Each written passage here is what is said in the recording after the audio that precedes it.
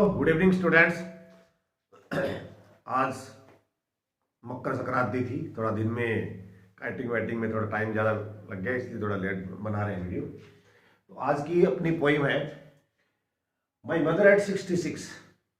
Last year explanation I नहीं थी, आ सकती है। इसकी पोइटेस है कमलदास। जो मतलब ह्यूमन रिलेशंस के जो बॉन्डिंग है उससे रिलेटेड बहुत अच्छी अच्छी पोएम्स लिखी हैं, बहुत अच्छा मतलब कैप्चर किया है उस रिलेशनशिप को। उससे रिलेटेड एक पोइम है ये, जो इधर मैंने पोइम लिखी है, थोड़ी सी इसको भी आपको बता दूंगा। उससे पहले इसके कीवर्ड देख लीजिए आप। एजिंग पेरेंट्स, यानी क्या है इसमें, अपने पेरेंट्स, एजिंग पेरेंट्स हैं जो उम्र के उस पड़ाव में आ गए हैं जहां उनकी थोड़ी कंडीशन मिजरेबल हो गई है। हेल्पलेसनेस ऑफ यंग जनरेशन, अब जो यंग जनरेशन है उनको देख के थोड़ी सी लाचार दिखाई दे रही है, हेल्पलेसनेस है। और वो पेरेंट्स है उनकी भी स्थिति थोड़ी सी मिजरेबल है, इसलिए दोनों तरफ से ये बैटलमेंट है।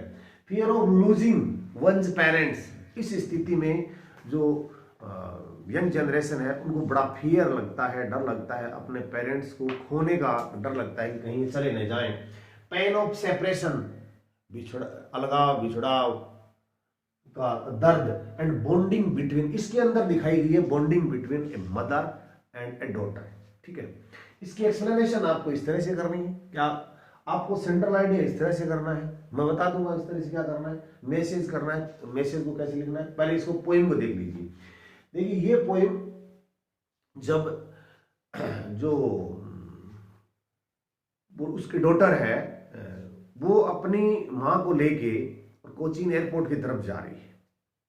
ठीक है, उसमें एक्सप्लेनेशन में आपने ये जो मैंने ये चीजें बताई है इसके अंदर डायरेक्टली नहीं है, बट पोइटेस का मैसेज यही है, उसका थीम यही है, उसका सेंट्रल आइडिया यही है। You can also mention in the explanation, but यहां वर्ड टू वर्ड अगर आप देखेंगे थोड़ा सा, driving from parents home to Cochin, प्रश्न यहां ऐसे बन जाएगा, कितना आसान है। वेयर वाज सी गोइंग, देखिए प्रश्न ये बन गया,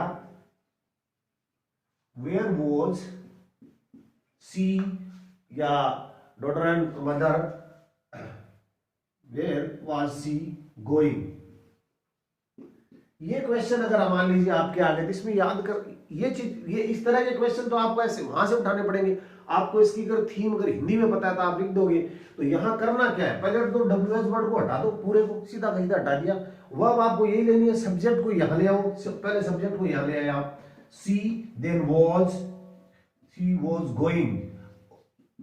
गो एक ऐसी वर्ब है जिसके बाद में अगर डेस्टिनेशन दिया हुआ है तो उसको टू प्रेपोजिशन चाहिए, तो going to.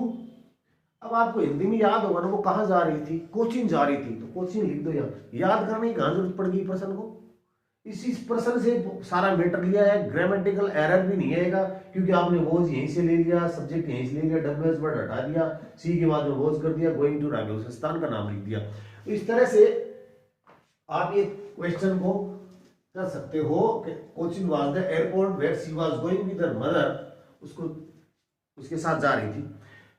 Then last Friday, when she was going, last Friday, इसका उत्तर हो गया Friday morning. I saw my mother beside me and while she was driving, बस जब वो गाड़ी ड्राइविंग कर रही थी तो she saw her mother, बुढ़िया है, बुढ़ी होगी 66 एज या मान ली 70 के अराउंड में, तो थक गई थी तो सो गई तो उसके फेस का जो वर्णन किया उसने, उसके बारे में उसने देखा अपनी माँ को, तो उसका चेहरा, तो व्हाट शी वाज डूइंग, प्रश्न ये है कि what she was doing while she was driving, while her daughter was driving, what she was doing, what her mother was doing, तो her mother was dozing open mouth and her face like ashen. यहां एक सिमली का प्रयोग किया गया। इस तरह से आप यहीं से उत्तर लिख सकते हो। अब इसमें आई सो माई मदर, मैंने मेरी माँ को देखा, बिसाइड मेरे बगल में, हर फेस मी डोजिंग होता है ऊँघना, हाफ स्लीपिंग बोल सकते हो आप, थोड़ा थोड़ा सो जाना, ऐसे नींद पूरी भी नहीं आना पर आप ऊँघ रहे हो उसमें, डोजिंग। एंड ओपन माउथ, बुढ़ी थी औरत तो उसकी बूढ़े अपने जो पेरेंट्स होते हैं वो बेचारे थोड़े कमजोर हो जाते हैं, उनके चेहरे की चमक चली जाती है, उनमें उतनी एनर्जी नहीं रहती है, एनर्जेटिक भी नहीं रहते हैं। तो वो मुंह खुला हुआ था एंड लाइक एसन, एस होती राख, राख यानी ग्रे। अब उनकी शकल, चेहरा है वो कभी इतना एनर्जेटिक था, चार्मिंग था, सुंदर था, यंग थी व्हेन शी वाज, जब उसने माँ को हमेशा से देखते रहे, बुढ़ी हो गई है तो उसका चेहरा राख जैसा हो गया है। और and realized like that the cops, और उसने देखा राख जैसा चेहरा हो गया, ऐसा लग रहा है जैसे, क्योंकि सेम टाइम की उसकी कंडीशन क्या थी, उसने माँ की तरफ देखा, मुंह खुला हुआ इस तरह से, चेहरे में कोई एनर्जी नहीं है, मृत आदमी जैसा, कॉप्स, कॉप्स यानी लाश जैसा लग रहा था। उसकी मां कैसी लग रही थी, लाइक है कॉप्स, लाश जैसी लग रही थी साइड में, ऐसा हो गया था। तो उसके आगे वो सिनारियो आता है कि अब मेरी माँ, यानी अब आम आदमी की बात करो, आपके लिए भी, मेरे लिए भी, सबके लिए भी, कि जो आपके घर में पेरेंट्स है बूढ़े, वो कभी भी जा सकते हैं। ये डर, fear of losing parents, fear of losing parents इसमें दिखाया गया है, फियर ऑफ लूजिंग पेरेंट्स इसमें दिखाया गया। द कॉप्स एंड रियलाइज्ड, और उसने ऐसा महसूस किया विद पेन, उसको दिक्कत हुई कि मैं जा रही हूं, हो सकता है अगली बार आऊंगी तो माताजी मिलेंगी कि नहीं मिलेंगी, ये तो बहुत बुढ़ी हो गई है, ये उसका पेन है। तो यहां उसमें fear of, pen of separation, pen of separation, fear of losing and pen of separation, realized that she was as old as she looked, और वो इतनी जैसी दिख रही है उतनी बुढ़ी है वो। अब वो उस पेन, उसकी पीड़ा होती है इस बात से, इस बात को देख के, तब वो क्या करती है, इसको अपने, इस विचार को अपने दिमाग से हटाने के लिए क्या करती है वो, एंड लुक्ड आउट, और उसने बाहर देखा, यानी इधर पहले मां की तरफ देखा, फिर इस साइड में अपनी खिड़की की तरफ, विंडो की तरफ देखा, बाहर देखा, तो क्या हुआ, उस विचार को हटाने के लिए, what she saw young trees sprinting, there are two words, sprinting, sprinter होता है रेसर, धावक, तेज दौड़ने वाला, स्प्रिंट करने वाला, तेज दौड़ने वाला धावक। एक तो आप यहां ऐसा कर सकते हो कि यंग ट्रीज, बाहर देखा तो यंग छोटे छोटे पेड़ थे ना, वो दौड़ रहे थे साथ में, गाड़ी के साथ दौड़ते हैं क्या, ऐसा लगता है हमें कि पेड़ दौड़ रहे हैं, ये भी होता है। एक दूसरा एक होता है बाहर निकलना, भूमि से बाहर निकल रहे हैं, तो यंग ट्रीज जमीन से बाहर निकले हुए पूरे एनर्जेटिक थे अपने, और ग्रीनरी से, लस ग्रीन से सुंदर लग रहे थे, उसका मूड उसे उधर देखते हुए यंग ट्रीज को देखा। And the second thing she saw was merry children were spilling out of their homes, और मेरी प्रसन्न चित्त, हंसते हुए खेलते बच्चे, हे हा हा हा इस तरह से उछलते हुए आए, और क्या अपने वो भी भागते हुए खेल रहे थे।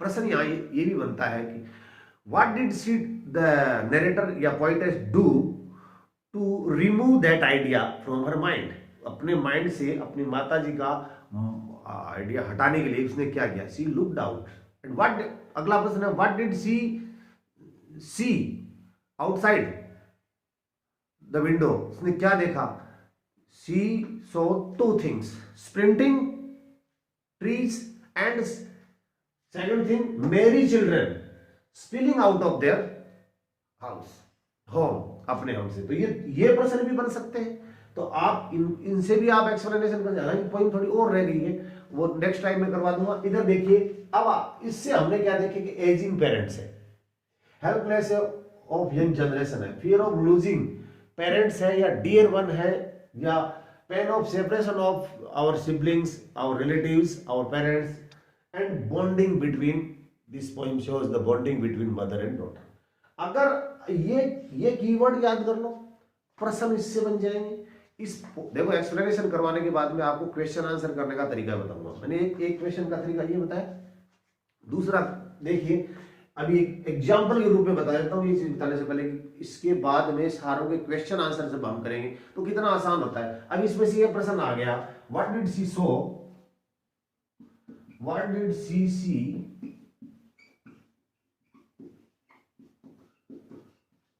आउटसाइड ऑफ द विंडो,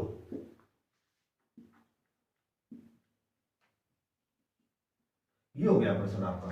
अब आपको अगर यहाँ इसका उत्तर देखो करना है ना, तो पहले सबसे पहले तो इसको हटाई दोगे आप। और डिड वाले का फर्क ये पड़ता है कि डिड जिस प्रश्न में होता है उसका उत्तर बनाते समय वर्ब की सेकंड फॉर्म हो जाती है, डिड बैठ जाता है, डिड को भी जाना पड़ता है और जाते जाते क्या कर जाता है, वर्ब की सेकंड फॉर्म कर जाता है। अब आपका उत्तर आ जाएगा सी, डिड गया तो सेकंड फॉर्म का गया सो।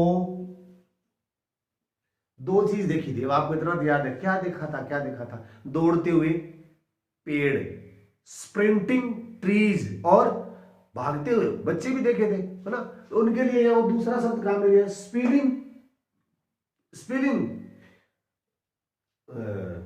मेरी चिल्ड्रन, तो उन्होंने दे दिए स्प्रिंटिंग ट्रीज एंड मेरी चिल्ड्रन, मेरी यानी प्रसन्न है, spilling out of their homes. यहां पर आपको याद क्या करना है भाई, एक तो स्प्रिंटिंग ट्रीज है और मेरी चिल्ड्रन, दो ही तो शब्द याद करने थे इसमें। ये आपको हिंदी में अगर याद है तो आप उत्तर लिख सकते हो, बाकी किसी से तोड़ के उत्तर बना रहे हो, है ना।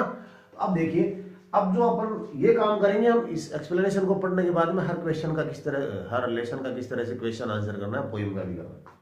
अगर सेंट्रल आइडिया आ जाता है तो आपको ये लिखना है, अगर पोइम की थीम आ जाती है तो ये लिखना है, अगर मैसेज पूछ लिया जाएगी ये आ जाएगा, और एक्सप्लेनेशन आ जाएगा तो एक्सप्लेनेशन में इसमें से कुछ चीजें लिख के बाकी ये सारी लिख देनी है आप, एक्सप्लेनेशन हो जाएगी, अच्छे वाली हो जाएगी। क्या है, दिस पोइम शोज, ये पोइम शो करती है the fear of losing one's parents, एक दूसरे के जो पेरेंट्स हैं, ओल्ड एज है, पेरेंट्स हैं, उनको खोने का एक क्या करती है, शो क्या करती है, फियर करती है। यही याद रखना है, फियर। आपको फियर याद हो जाएगा तो this poem shows, her poem shows, every poem shows, ऐसा आएगा आपको लिखना पड़ेगा हर एक्सप्लेनेशन में, लिखो दिस पोइम शोज, ये सब तो आपका परमानेंट वहां होगा ही। दूसरी पोइम आ गई मान लीजिए, तो उसमें ये लिख दोगे दिस पोइम शोज, क्या शो कर रही है वो लिख दो ना, शोज द, इसमें तो फियर है, उसमें कुछ और है, किसी में पीस है, किसी में ब्यूटी है, किसी में कुछ और है ना।